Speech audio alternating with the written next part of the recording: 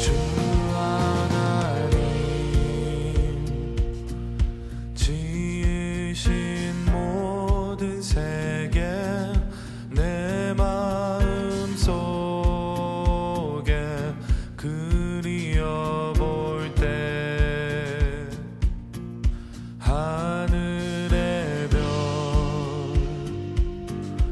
울려 퍼지는 외성 주님의 권능 우주에 찬네.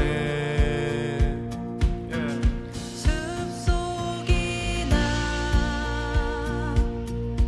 험한 산 골짜기에서 지저귀는 저 새소리들과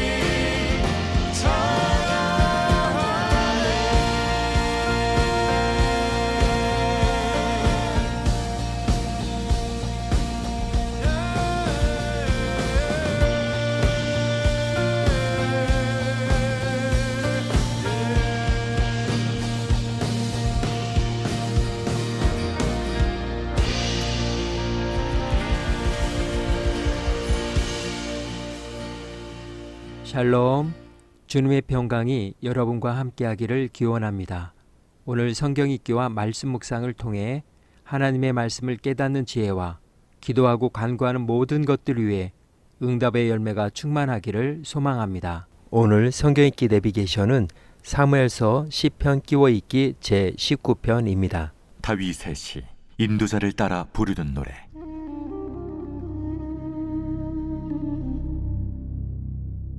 하늘이 하나님의 영광을 선포하고 궁창이 그의 손으로 하신 일을 나타내는도다. 날은 날에게 말하고 밤은 밤에게 지식을 전하니 언어도 없고 말씀도 없으며 들리는 소리도 없으나 그의 소리가 온 땅에 통하고 그의 말씀이 세상 끝까지 이루도다. 하나님이 해를 위하여 하늘의 장막을 베푸셨도다. 해는 그의 신방에서 나오는 신랑과 같고 그의 길을 달리기 기뻐하는 장사 같아서 하늘 이 끝에서 나와서 하늘 저 끝까지 운행하며 그의 열기에서 피할 자가 없도다.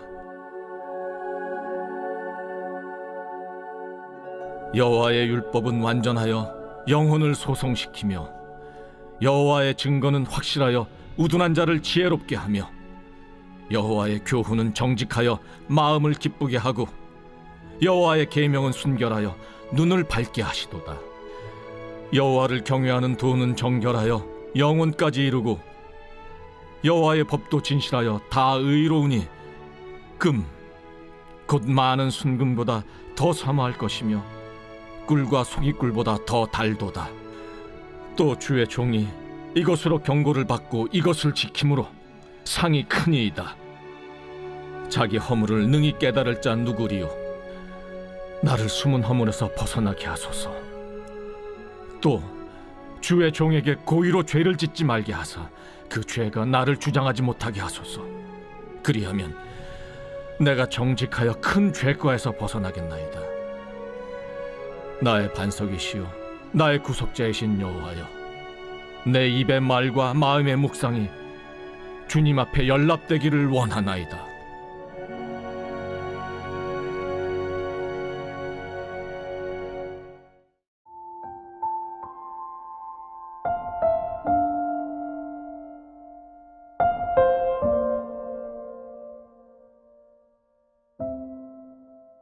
비언어적 커뮤니케이션, 사람 사이의 의사소통 중 직접적인 언어 표현을 제어한 것들을 가리키는 말입니다. 시선 처리, 얼굴 표정, 손동작, 신체 언어, 거리 유지 등이 포함됩니다. 몸짓 언어, 얼굴 표정, 음색 등과 같은 비언어적 커뮤니케이션은 의식적으로 하기도 하지만 무의식적으로 이루어지기도 합니다. 이런 비언어적 커뮤니케이션의 요소는 언어적 커뮤니케이션보다 조작하거나 조절하기 어렵기 때문에 사람들은 비언어적 커뮤니케이션을 일반적으로 더 신뢰하기도 합니다. 이러듯 커뮤니케이션은 반드시 말을 사용해야만 하는 것이 아니라는 점에서 비언어적 커뮤니케이션의 중요성이 강조됩니다.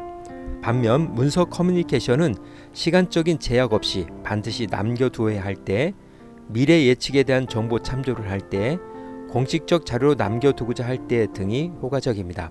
하지만 읽는 사람의 수준에 따라 의미가 다르게 해석되는 단점이 있습니다. 오늘 시편 끼워 읽기 19편의 주제어는 비언어적 커뮤니케이션입니다. 다윗이 헤브론에서 유다 지파의 왕으로 옹립된 이후 사울의 실세 아브넬이 이스보셋을 이스라엘 왕으로 세우면서 사울과와 다윗과의 본격적인 왕위 쟁탈전에 대한 이야기가 시작되기 전 직접적으로 관련된 것은 아니지만 다윗의 이런 인생을 염두에 두고 시편 19편에서 30편까지 읽겠습니다. 20, 21편은 사무엘하 10장 아람과 암몬 연합군과의 전쟁과 연관된 내용이므로 그때 읽도록 하겠습니다. 다윗은 자신의 일생을 통하여 체험한 여호와의 신앙의 필연성과 절대성을 선포하고 나서 자신이 먼저 전 백성을 대피하여 하나님께 자신의 전 존재가 연락되기를 기도함으로써 결국 전 백성의 신앙 결단과 재각성을 추구하고 있습니다. 하나님은 성경에만 복음을 기록하신 것이 아니라 나무들과 꽃들, 구름들과 별들에도 기록하셨습니다. 하나님의 영광 하늘을 순회하고 하나님의 솜씨 수평선을 가로지르며 펼쳐진다. 낮이 아침마다 수업을 열고 밤이 저녁마다 강연을 베푼다. 산과 바다, 해와 별들은 들리는 소리도 없이 온 세상을 향해 이야기합니다. 이는 비언어적 커뮤니케이션의 일종으로 하나님은 살아 역사하시며 세상 분자와 분자가 저절로 서로 연결되어 태어난 우연의 산물이 아니라 하나님의 손끝에서 태어난 의미심장한 작품이라는 사실을 전달합니다. 그렇지만 자연은 하나님의 실상과 능력에 대한 이야기를 들려주지만 인류를 구원한 은혜에 대해서는 별 말이 없습니다.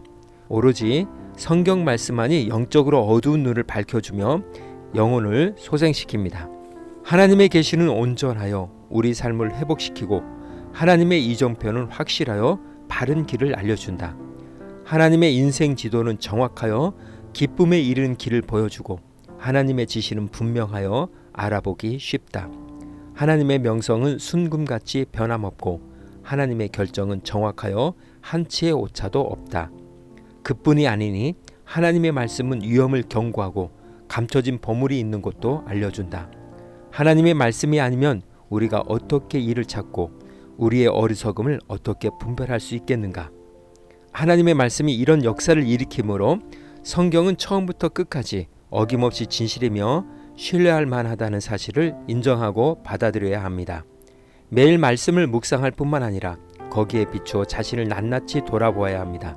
악인은 두려움으로 복종하지만 선인은 사랑으로 순종합니다. 하나님의 말씀은 다이아몬드보다 에메랄드 둘은 다이아몬드보다 나으니 너는 봄철 딸기보다 더 말씀을 좋아하게 되리라.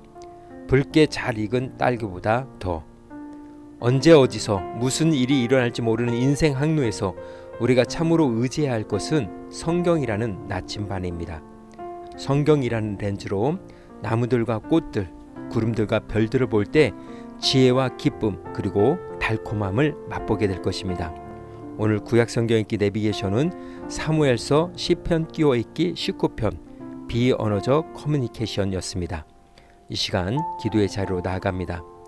주님이 어떤 분이신지 추측하게 만들지 않으시고 성경을 통해 친히 계시해 주셨습니다. 하지만 성경의 가르침이 계속 감미롭고 생명의 원천이 되려면 그 말씀을 통해 스스로 점검하고 검증하며 권고를 받아야 합니다. 주님의 말씀이 내 삶에서 그런 역할을 완벽하게 해낼 수 있도록 말씀의 교훈을 생각하며 기도의 자리로 나아갑니다.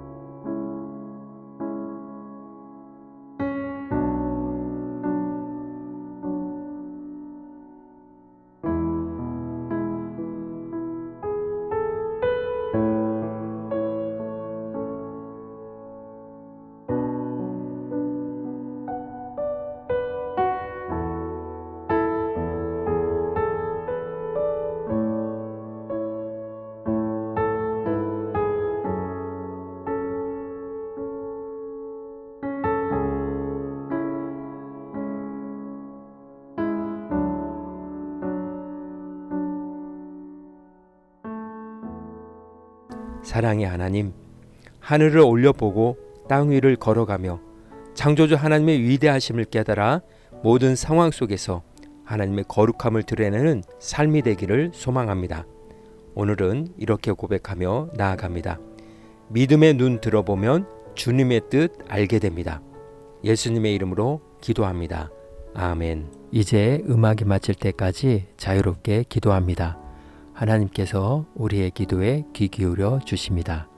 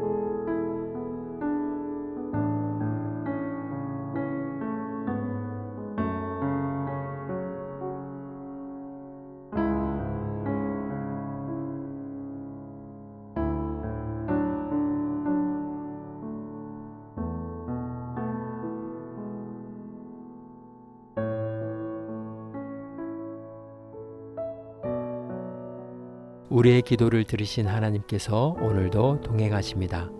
주님 안에서 성령의 새 역사를 써내려 가시길 축복합니다.